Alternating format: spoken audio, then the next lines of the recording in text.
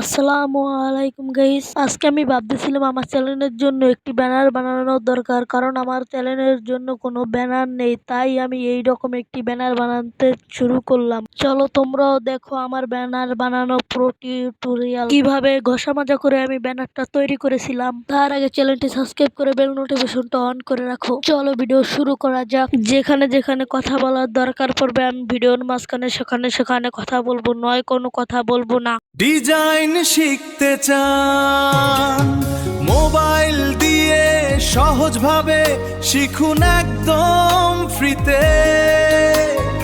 Editor Mehedi Hasan channel থেকে logo, banner, thumbnail তৈরি শিখুন মোবাইল দিয়ে তাড়াতাড়ি একদম ফ্রিতে।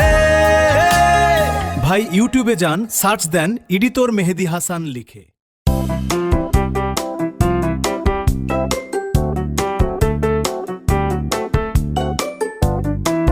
আর এই ব্যানার বানাতে যা যা লাগবে সব পাবে আমার টেলিগ্রামে, আর টেলিগ্রামের লিংক কমেন্ট বক্সে এবং চ্যানেলের বায়োতে পেয়ে যাবে।